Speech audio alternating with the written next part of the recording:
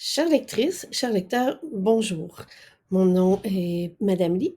Alors, je suis, blogueuse et littéraire et également je publie des petites vidéos sur ma chaîne YouTube de temps en temps. Alors l'objectif aujourd'hui est de présenter 2 ouvrages marquants depuis, que j'ai commencé à lire en 2024. Alors ce ne sont pas des ouvrages qui ont été publiés en 2024, mais bien 2 coups de cœur que j'ai eus. Alors, le premier c'est Les Grandes Fatigues d'Isabelle Dumais. C'est un recueil de poésie. Je trouve que notre monde a besoin de poésie, que notre esprit a besoin de poésie, tout comme notre corps a besoin de poésie. Alors, à l'endos, vous voyez ici, c'est écrit J'honore la fatigue, chape de douceur sur moi étalée. Première loge au concert du silence. Pourquoi ce recueil est une lecture marquante? Parce que je suis toujours fatiguée. Je souffre d'une maladie chronique et ce qui fait en sorte que mon corps est constamment en train de gérer les signaux de douleur. Donc, je ressens toujours une immense fatigue et pour moi, je me suis retrouvée dans les mots, dans les poèmes, dans l'émotion véhiculée par Isabelle Dumais dans ce livre. Alors, juste pour vous donner un aperçu en début de Grande Fatigue, alors le recueil s'ouvre avec Danse de pierre en numéro 1.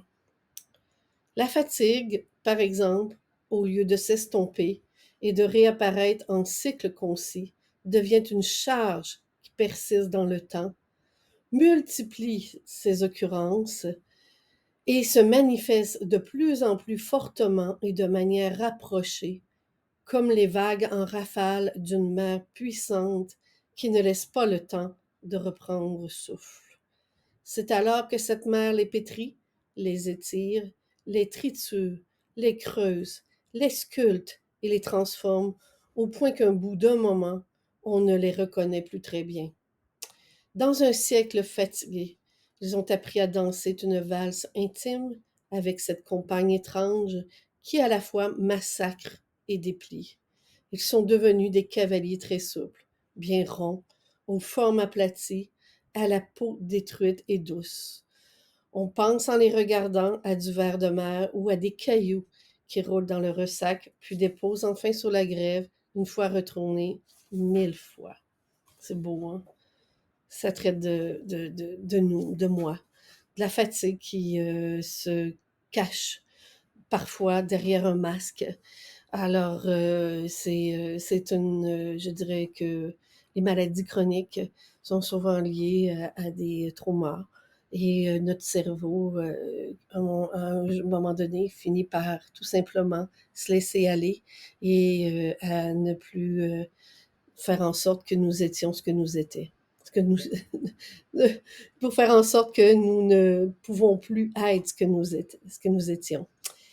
Alors, je vous invite à aller à la rencontre de ce merveilleux recueil de poésie.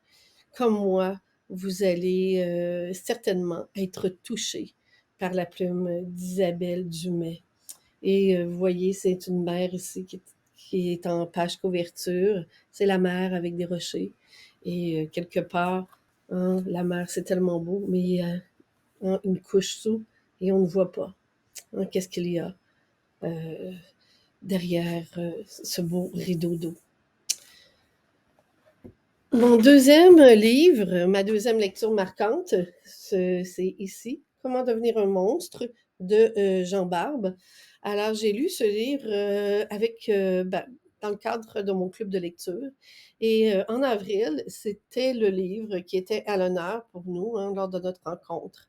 Alors, pourquoi j'ai aimé ce livre de Jean Barbe? Parce que tout simplement, c'est un livre inoubliable. Ça nous parle d'un monstre qui est arrêté et qu'un avocat de Médecins sans frontières, d'Avocats sans frontières va aller le rencontrer pour parler, pour apprendre un petit peu à essayer de comprendre son mutisme parce qu'il s'enferme dans le silence et parce que ce dernier veut assurer sa défense. Il va se lancer dans une enquête sur le terrain, l'avocat, pour apprendre à connaître et à découvrir ce qui a façonné le devenir du monstre. Alors, c'est un livre de guerre, c'est un livre d'humanité, c'est un livre rempli de noirceur et de lumière. Et c'est un livre qui, en ces temps fous, résonne encore plus dans le tréfonds de nos cœurs meurtris par toute l'actualité. Alors, je vais vous lire un extrait et vous allez voir la plume de Jean Barbe tout simplement sublime, précise, authentique, tombe jamais dans le voyeurisme. Alors, ce n'est pas des descriptions de guerre sanglante auxquelles on assiste. Tout est parfois dans le silence, dans le non-dit. Les gens veulent améliorer leur sort, continua-t-il. Tout le malheur vient de là. On prend les armes pour faire un monde meilleur. Et on devient inhumain à force de rêver d'un peu plus d'humanité. Voyez où ça les a menés, il balaya la salle du regard. Ils se retrouvent au point de départ, et même un peu moins bien lotis. Ils portent le deuil de leurs frères et sœurs, de leurs parents, de leurs enfants. Et ils portent le deuil de leurs rêves.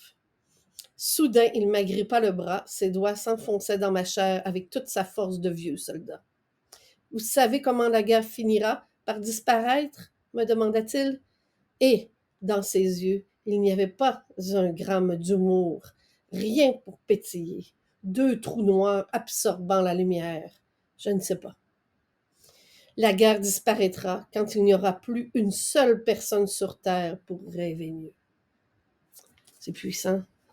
Alors, je vous invite à découvrir ce livre qui a été couronné de prix littéraires. Vous ne serez pas déçus. Je suis convaincue, comme moi, que vous allez trouver ces deux, en fait, livres puissants, parce que c'est de nous, c'est de vous, c'est de la terre dont il est question dans ces derniers.